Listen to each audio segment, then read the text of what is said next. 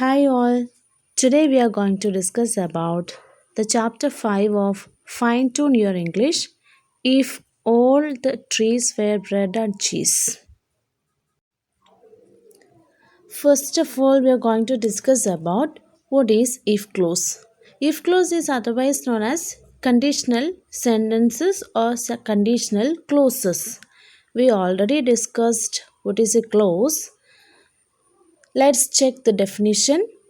Conditional sentences are sentences that express one thing contingent on something else. Or, conditional is a type of sentences that is made up of an if clause or condition and a main clause or result. So that means conditional clause is a type of sentence. It is a type of sentence.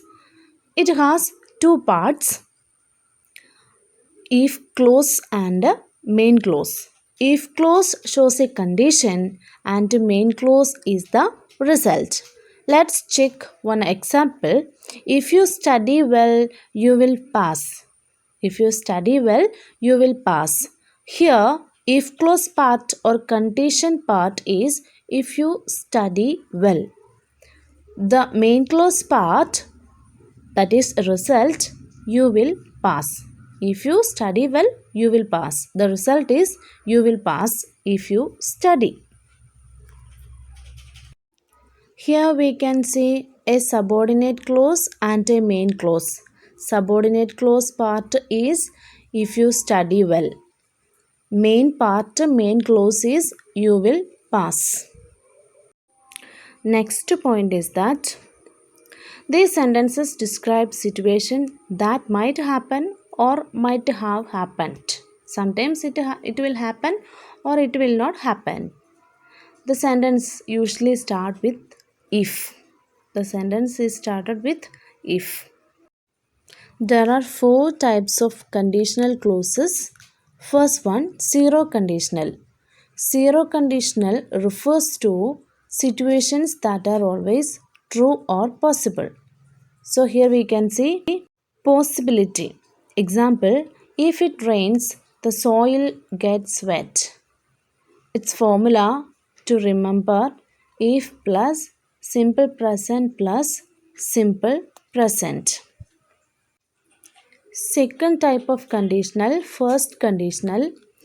This refers to situations that is possible or realistic. A possibility can be seen in this first conditional clause. Example, if you invite him, he will come. If you invite him, he will come. Here we can see a possibility. Its formula if plus simple present plus simple future. Next one is second conditional. It refers to situation that is impossible or no chance to happen. In the case of first conditional, we can see a possibility will be happened. Here in this second conditional, impossibility can be seen. That action is impossible, no chance to happen. Example, if you invited him, he would come. Its formula if plus simple past plus would plus V1. V1 is the present form of the verb. V1 is the present form of the verb. We know V1, V2, V3 are the different forms of verb. V1 present tense, V2 past, V3 past participle. Next one is third conditional. It refers to a past situation that differs from reality. Example, if you had invited him, he would have come. If you had invited him, he would have come. Its formula if plus past perfect plus would plus have plus past participle form of the verb. ഇന്ന് നമ്മളിവിടെ സംസാരിക്കുന്നത് conditional ക്ലോസസിനെ പറ്റിയാണ്. Conditional clause എന്ന് പറഞ്ഞാൽ ഒരു special type of sentence ആണ്. അതിൽ main ക്ലോസും subordinate ക്ലോസും ഉണ്ട്. കണ്ടീഷണൽ ക്ലോസിനെ ഈഫ് ക്ലോസ് എന്നും പറയാറുണ്ട്. ഈഫ് ക്ലോസ് 4 തരത്തിലാണുള്ളത്. Zero conditional, first conditional, second conditional and third conditional. കണ്ടീഷണൽസിന് 2 സെക്ഷനാണുള്ളത്. ഒന്ന് മെയിൻ ക്ലോസും ഒന്ന് സബോർഡിനേറ്റ് ക്ലോസും. ഈഫ് വരുന്ന പാർട്ട് കണ്ടീഷനെ കാണിക്കുന്നു. മെയിൻ ക്ലോസ് ആയ രണ്ടാമത്തെ പാർട്ട് അതിൻ്റെ റിസൾട്ടും കാണിക്കുന്നു. ഒരു എക്സാമ്പിൾ പറയുകയാണെങ്കിൽ, if you study well you will pass. If you study well you will pass. If you study well എന്ന് പറയുന്നത് സബോർഡിനേറ്റ് ക്ലോസും ഈഫ് പാർട്ടും, യു വിൽ പാസ് എന്ന് പറയുന്നത് മെയിൻ ക്ലോസും ഇൻഡിപെൻഡൻ്റ് ആയ ഒരു മീനിങ് ഉള്ളതുമായ പാർട്ടാണ്. ഒന്നുകൂടി പറയാം. If you study well you will pass. If you study well എന്ന് പറയുന്നത് ഒരു കണ്ടീഷനാണ്. യു വിൽ പാസ് എന്ന് പറയുന്നത് അതിൻ്റെ റിസൾട്ടാണ്. ഇഫ് യു സ്റ്റഡി വെൽ, നീ നന്നായി പഠിക്കുകയാണെങ്കിൽ, യു വിൽ പാസ്, നീ വിജയിക്കും. അപ്പോൾ ഇതിലെ കണ്ടീഷൻ എന്ന് പറയുന്നത് ഇഫ് യു സ്റ്റഡി വെൽ, നീ നന്നായിട്ട് പഠിക്കുകയാണെങ്കിൽ. നീ നന്നായിട്ട് പഠിക്കുകയാണെങ്കിൽ എന്താണ് അതിൻ്റെ റിസൾട്ട്? നീ വിജയിക്കും. ഇത്തരത്തിലുള്ള യൂസേജാണ് ഈഫ് ക്ലോസ് എന്ന് പറയുന്നത്. നമ്മൾ നേരത്തെ പറഞ്ഞു ഈഫ് ക്ലോസ് 4 തരത്തിലാണുള്ളത്. ഒന്നാമത്തത് സീറോ കണ്ടീഷണൽസ്. സീറോ കണ്ടീഷണൽസ് എന്ന് പറഞ്ഞാൽ അതിൻ്റെ സ്ട്രക്ചർ ഇങ്ങനെയാണ്. If plus present simple plus present simple. അതായത് ഈഫിൻ്റെ കൂടെ പ്രസൻറ്റ് സിമ്പിൾ 2 പ്രാവശ്യം വരുന്നതാണ്. സീറോ കണ്ടീഷണൽസിന് എക്സാമ്പിളാണ് if it rains the soil gets wet. മഴ പെയ്യുമ്പോൾ സോയിൽ വെറ്റാകുന്നു. മഴ പെയ്യുമ്പോൾ സോയിൽ വെറ്റാകുന്നു. It rains the soil gets wet. ഇത് രണ്ടും സിമ്പിൾ പ്രസൻറ്റിലാണ് കിടക്കുന്നത്. സീറോ കണ്ടീഷണൽസിൽ നമുക്ക് ഈഫിന് പകരം വെൻ യൂസ് ചെയ്യാവുന്നതുമാണ്. ഫൈൻ ട്യൂൺ യുവർ ഇംഗ്ലീഷിൽ നമ്മൾക്ക് ഫസ്റ്റ് കണ്ടീഷണലും സെക്കൻഡ് കണ്ടീഷണലും തേർഡ് കണ്ടീഷണലുമാണ് വളരെ കൃത്യമായി ശ്രദ്ധിക്കേണ്ടതും. അത് വെച്ച് സെൻറ്റൻസ് മേക്ക് ചെയ്യുകയും, അതുപോലെ തന്നെ കംപ്ലീറ്റ് സൂറ്റബിളി എന്നും പറഞ്ഞു ക്വസ്റ്റ്യൻസ് ഒക്കെ കാണാറുണ്ട്. വളരെ ഇമ്പോർട്ടൻ്റ് ആണ്. അതുകൊണ്ട് നമുക്ക് ഫസ്റ്റും സെക്കൻഡും തേർഡും എങ്ങനെയാണ് സെൻറ്റൻസ് ഉണ്ടാക്കുന്നതെന്ന് ശ്രദ്ധിക്കാം. ഫസ്റ്റ് കണ്ടീഷണൽ ശ്രദ്ധിക്കാം. ഇതൊരു സിറ്റുവേഷനാണ്. അത് ഒരു പോസിബിൾ ആയിട്ടുള്ള ആയതോ അല്ലെങ്കിൽ റിയലിസ്റ്റിക് ആയിട്ടുള്ളതോ ആയ ഒരു സിറ്റുവേഷനെയാണ് പറയുന്നത്. പോസിബിൾ ആയിട്ടുള്ള സിറ്റുവേഷൻ പറയാം. ഞാൻ നേരത്തെ പറഞ്ഞ എക്സാമ്പിൾ പറയുന്നത് പോലെ ഇഫ് യു സ്റ്റഡി വെൽ, നീ പഠിക്കുകയാണെങ്കിൽ യു വിൽ പാസ്. നീ പഠിക്കുകയാണെങ്കിൽ നീ ജയിക്കും. If you study well you will pass. അതിൻ്റെ ഫസ്റ്റ് കണ്ടീഷനിലെ സ്ട്രക്ചർ ഇങ്ങനെയാണ്. If plus simple present plus simple future. Example ഒന്നുകൂടി പറയാം.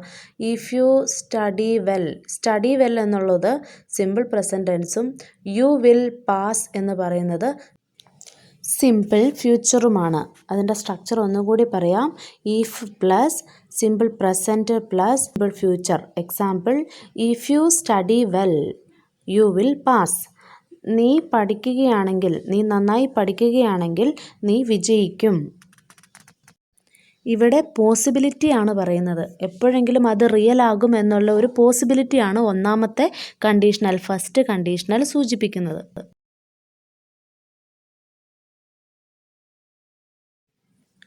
രണ്ടാമത്തെ സെക്കൻഡ് കണ്ടീഷണൽ.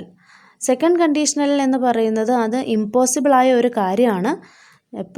ഒരിക്കലും അത് സാധിക്കുമെന്ന കാര്യവുമല്ല. നോ ചാൻസ് ടു ഹാപ്പൻ എന്നാണ് രണ്ടാമത്തത്. അതിനൊരു എക്സാമ്പിൾ പറഞ്ഞാൽ മനസ്സിലാകും. If you invited her she would come. If you invited her she would come. നീ അവളെ ക്ഷണിച്ചിരുന്നുവെങ്കിൽ അവൾ വരുമായിരുന്നു. നീ അവളെ ക്ഷണിച്ചിരുന്നുവെങ്കിൽ അവൾ വരുമായിരുന്നു. ഇത് ഇംപ്രോബബിളാണ്. ഒന്നാമത്തെ കണ്ടീഷണൽ പ്രോബബിലിറ്റി കാണിക്കുന്നു. രണ്ടാമത്തത് ഇംപ്രോബബിളാണ്. എന്ന് വെച്ചാൽ പ്രോബബിലിറ്റി ഇല്ല, സാധ്യത കുറവാണ്. ക്ഷണിച്ചിരുന്നുവെങ്കിൽ വരുമായിരുന്നു, ക്ഷണിച്ചുമില്ല, വന്നുമില്ല. അപ്പോൾ ഇതിൻ്റെ സ്ട്രക്ചർ എന്താണെന്ന് ശ്രദ്ധിക്കാം. അപ്പോൾ സ്ട്രക്ചർ ഇതാണ്. If plus simple past plus would plus V1. ഒന്നാമത്തെ conditional if plus simple present, ഇവിടെ ഇഫ് പ്ലസ് സിമ്പിൾ പാസ്റ്റ്. പിന്നെ ഒന്നാമത്തെ conditional will plus V1. Second conditional വില്ലിൻ്റെ പാസ്റ്റ് ടെൻസ് ആയ വുഡ് വരുന്നു, വുഡ് പ്ലസ് V1.